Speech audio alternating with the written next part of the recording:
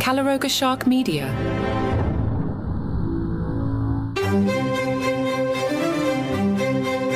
Hello and welcome to Palace Intrigue. I am your host, Mark Francis. Once a week, we like to check in on the Kate is Wonderful narrative. A reminder that Kate is a relatable mum, just like you, who happens to be a princess and one of the richest people in the world. And soon, Kate will be simply having a wonderful Christmas time. For the third consecutive year, Kate, Princess of Wales, is set to return to Westminster Abbey on December the 8th to record a festive special, which will be broadcast on Christmas Eve. This year's event is dedicated to honouring those who support infants, young children, and families across the UK. Kate will lead the ceremony, organised under the auspices of the Royal Foundation. The event will see the attendance of various royal family members. Last year, Kate was accompanied by Prince William, their two eldest children, Prince George and Princess Charlotte, King Charles, Queen Camilla, Princesses Beatrice and Eugenie, along with other members of the Windsor family. The service will be attended by a diverse group of professionals and volunteers, including midwives, health visitors, early years practitioners, nursery teachers and community volunteers. These attendees have been selected by Lord Lieutenants from all over the country, representing inspiring community figures. Additionally, the Royal Foundation is supporting 12 community carol services in locations including Leominster, Sheffield, Hartlepool, Clifton and others. In promotion of the event, Kate featured in a social media photo where she was spotted wearing the same jumper as the previous year's Christmas Carol concert promotion. The jumper, still available for purchase from Holland Cooper for £179, drew attention from the public. As in the past, ITV will broadcast the Carol concert on December 24th. Kate looked fabulous in red as she, alongside Prince William, greeted the First Lady of South Korea in the UK, joining King Charles and Queen Camilla for the occasion. The Princess of Wales donned an eye-catching red cape and coat by Catherine Walker, complemented by a matching hat from Jane Taylor, as she welcomed Yoon Suk-yeol and his wife Kim Keon-hee. This state visit from South Korea is notably only the second King Charles has hosted since his ascension to the throne. In line with tradition, the Prince and Princess of Wales accompanied Mr. Yoon and Mrs. Kim to a ceremonial welcome at Buckingham Palace's Horse Guards Parade. Here, a guard of honour from the F Company Scots Guards presented a royal salute amidst the customary splendour and ceremony.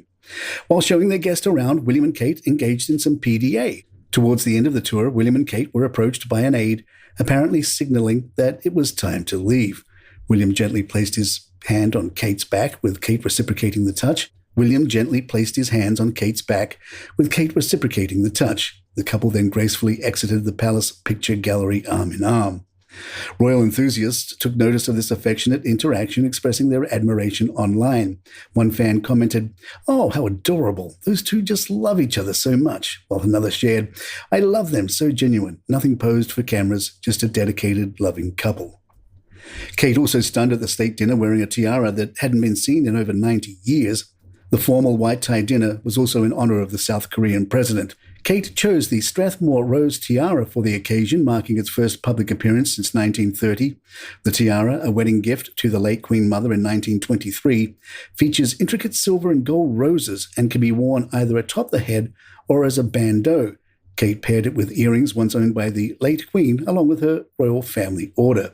King Charles, displaying his Garter Star, Thistle Star, and the sovereign's badge of the Order of the Bath, also wore the Grand Order of Mungagawa, presented to him by the South Korean president earlier that day.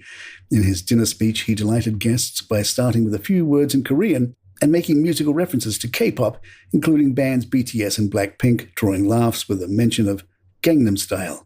The evening's guests included K-pop stars from Blackpink and footballer Cho So-yun, enjoyed a menu featuring a warm tartlet of poached egg and spinach puree, Windsor pheasant with celeriac croquette and Calvados sauce, and a mango ice cream bomb for dessert.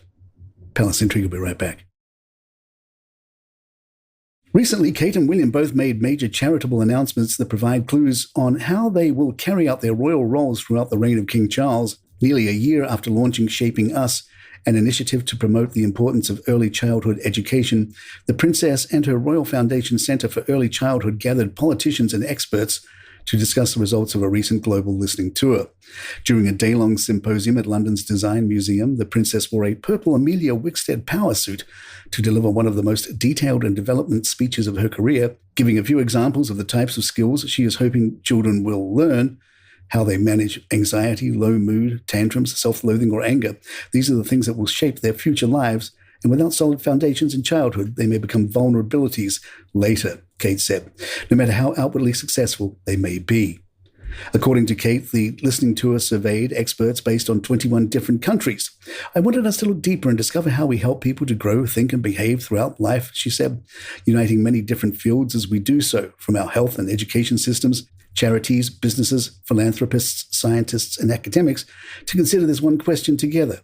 What are the key skills we develop in early childhood, but continue to grow beyond it, that help establish the core foundations for life and allow us to go on to thrive as adults? William travelled to Manchester to meet with a group of students and the city's mayor, Andy Burnham, and speak to people affected by violence in the city. The visit went along with an announcement that joint efforts between Burnham, the foundation, and local businesses had raised about $124,000 for the Manchester Peace Together Alliance. The funds will help the local violence prevention unit run a youth jobs training program for the next 3 years. We'll check in on how wonderful Kate is again next Saturday. Remember, if Kate does it, it's wonderful. If Meghan does it, she's clearly up to something. See you tomorrow.